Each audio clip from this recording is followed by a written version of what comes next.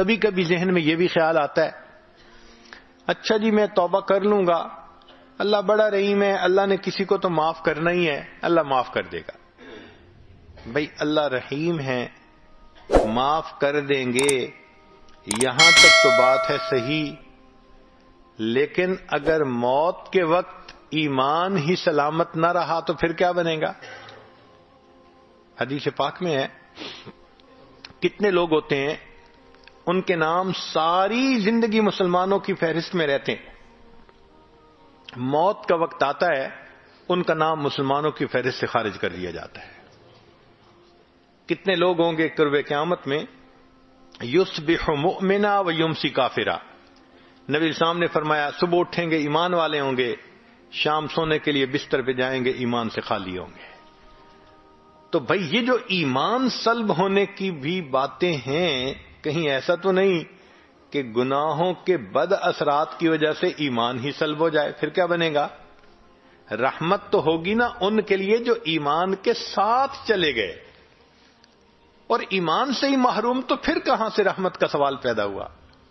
اور علماء نے لکھا ہے کہ کچھ گناہوں کے بد اثرات عین موت کے وقت ظاہر ہوتے ہیں، ان میں سے ایک گناہ زنا کا گناہ ہے۔ اس زنا کے گناہ کے اثرات دنیا میں تو ہوتے ہی ہیں، موت کے وقت بھی ظاہر ہوتے ہیں۔ میں نے ایک مرتبہ حضرت مرشد عالم رحمۃ اللہ علیہ سے یہ بات پوچھی، حضرت میں چھوٹا بھی ہوں، کم علم بھی ہوں، ناسمجھ بھی ہوں، تو مجھے کچھ باتیں نہیں سمجھ میں آتی، آپ اگر اجازت دیں تو میں آپ سے پوچھ لیا کروں۔ حضرت بہت خوش ہوئے، فرمان لگے پوچھا کرو۔ تو میں نے یہ سوال پوچھا کہ حضرت تلبیس ابلیس کتاب میں ایک واقعہ پڑھا ہے، ایک حافظ قرآن تھا جس نے کہ بد نظری کی، شہوت کی نظر کسی پر ڈالی، اور اس کی وجہ سے 20 سال کے بعد وہ قرآن پاک سے محروم ہو گیا، قرآن پاک سینے سے ہی نکل گیا۔ تو میں نے کہا کہ حضرت اس ایک مرتبہ کسی غیر کو دیکھنے پر اتنی بڑی محرومی کہ قرآن پاک سے محروم ہو گیا، یہ تو بہت بڑی سزا ہے۔ تو حضرت نے فرمایا اصل میں یہ اللہ کی غیرت کا معاملہ ہے۔ وہ کیسے؟ کہ اللہ تعالیٰ چاہتے ہیں میرے بندے، نعمتیں میں نے دیں، پیدا میں نے کیا، اب تیرا دل میری محبت کے لیے وقف ہونا چاہیے، یہ میرا گھر ہے۔ جب ہم اپنے دل میں اللہ کی بجائے کسی غیر محرم کو بساتے ہیں اور اس کی محبت دل میں لاتے ہیں، اب کسی عورت کے گھر ذرا کسی اور عورت کو لا کے بٹھاؤ نا، پھر دیکھو وہ کیسے ریئیکٹ کرتی ہے۔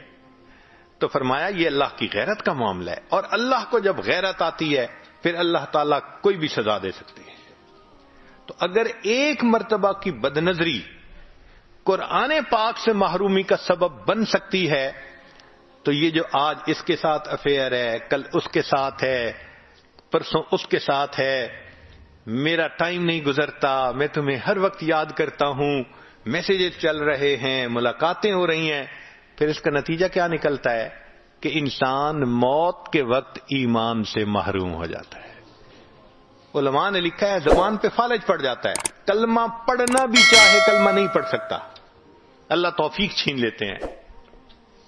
تو اس لیے ایسے گناہوں سے توبہ کرنی فی الفور ضروری ہے۔